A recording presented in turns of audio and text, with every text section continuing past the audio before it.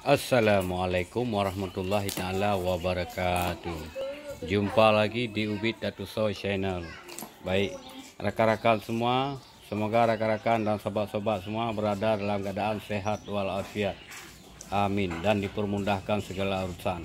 Baik, kali ini kita akan menyaksikan cara ataupun alat membelah pinang tradisional. Inilah kakak kita yang berbahagia, yang luar biasa dalam kesehari-hariannya, sambil jualan dan sambil memproses pinang tua, pinang kering. Ini beliau amat rajin dan sangat tekun dalam mengelola bisnes pinang.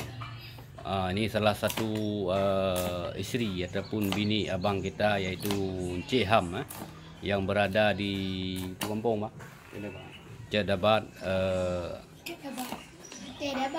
Ulegli Ulegli Aceh Biru nama Aceh Biru. Ini luar Kabupaten Biru. Ini luar biasa kakak kita, sangat yakin dan profesional dalam mengelola bisnis pinang muda. Ini luar biasa kawan-kawan. Dia dapat memproses lebih kurang lebih dari pagi hingga ke sore, hingga 400-500 kilo dalam sehari.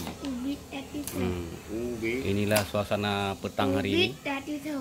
Kakak kita yang amat berbahagia, sangat kompak, sepasang suami istri dalam mengelola usaha pinang. Ini beliau salah satu warga yang sukses, dalam menjalankan bisnes pinang. Ini luar biasa kawan-kawan. Kita dapat mengambil satu contoh yang teladan kepada beliau yang telah bertungku lumus yang dalam mengelola ataupun menjalankan bisnes pinang. Ini luar biasa, patut kita support kepada beliau dan kita dukung.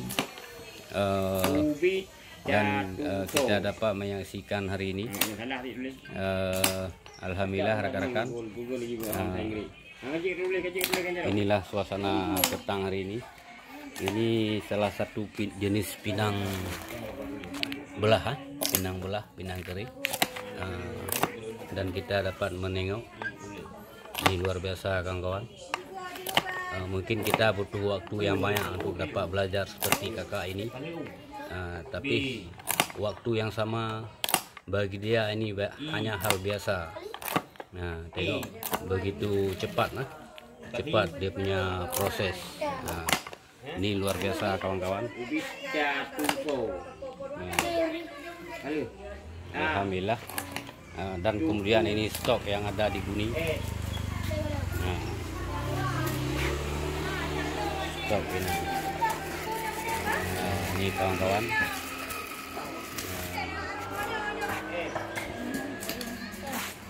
Ini luar biasa.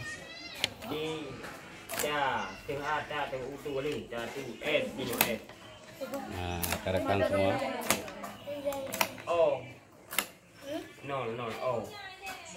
Dan harga hari ini mencecah 17-18 ribu dalam sekilo di awal tahun baru 2022.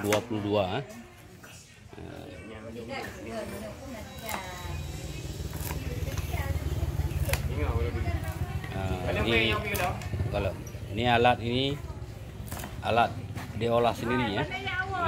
Ini luar biasa kawan-kawan. Inilah rekan-rekan semua.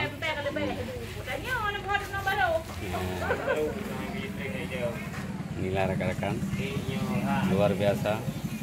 Kita dapat menyaksikan dengan sendirinya.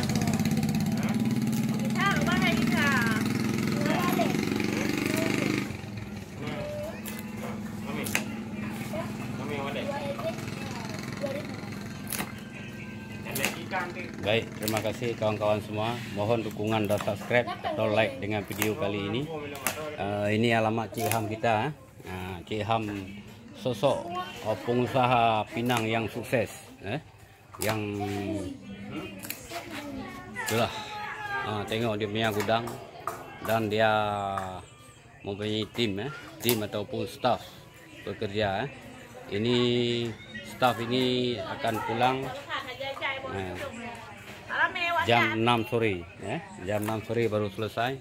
Beberapa tim karyawan di gudang Cik Ham. Inilah suasana petang hari ini. Ini luar biasa kawan-kawan. Baik, terima kasih. Wabillahi taufiq wal hidayah. Wassalamualaikum warahmatullahi taala wabarakatuh.